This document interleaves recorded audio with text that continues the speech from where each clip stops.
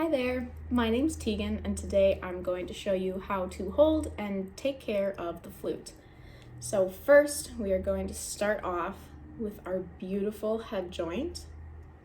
We all know what this looks like, yes? So we know that it sits just right on here.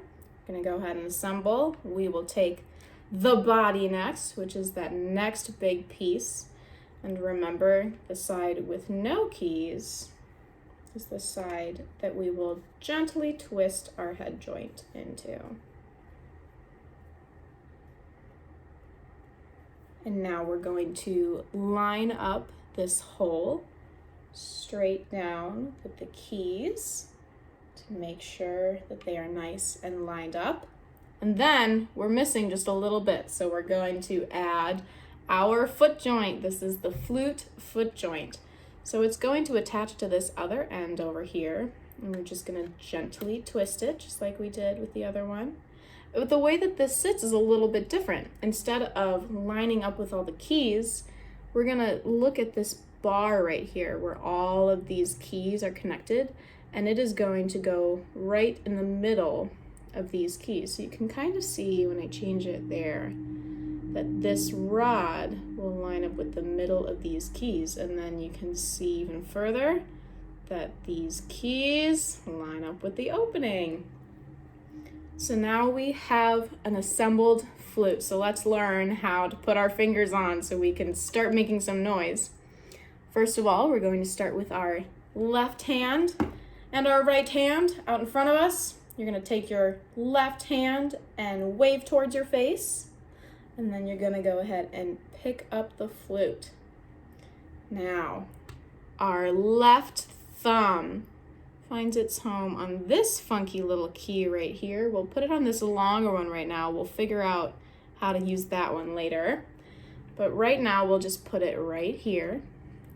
And then we are going to skip this first one and then press this with your pointer finger. Skip again, press with middle, and then ring finger, and then your pinky rests on this funky little banana key. So it's kind of a skip, press, press.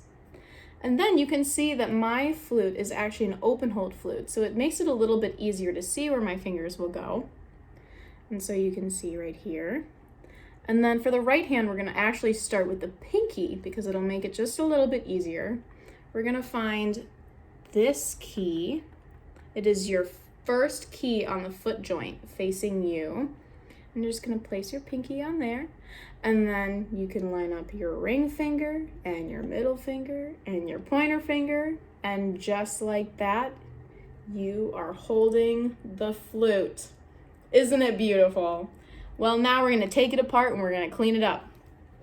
So we wanna make sure that we're gentle, that we're twisting very gently. And then we'll set that down. Same with this piece, a nice gentle twist. And so when you are taking care of your flute, you will often have a little piece of cloth. You can use just kind of any thin rag. I have also this one. This is the one that I usually use. And then also your lovely little cleaning rod. So the best method that I find works is taking this little rag and just kind of putting it in here a little bit. And then you lead it in with the stick, and then you just twist around. There doesn't need to be any pushing or shoving. It just, whatever kind of moisture that we can get absorbed out of there, because we don't want anything living in here because that would not be very good. And then you can go ahead. I also like to wipe off the lip plate because usually your skin, your oils, or like if you had some chapstick on there, I like to get that off before I put it away.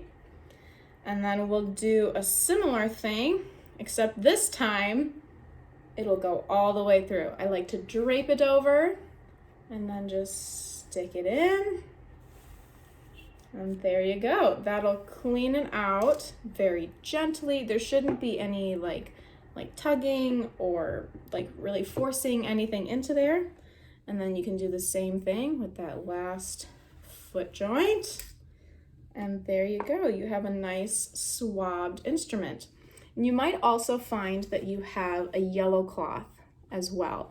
So this is really only used for special occasions like before concerts, because what it does, it'll make your flute very nice and shiny, but it also takes away those protective layers. So this is really only for when you have a concert or a recital, and you just do that little polishing just to make the instrument look really nice. So I hope that helps.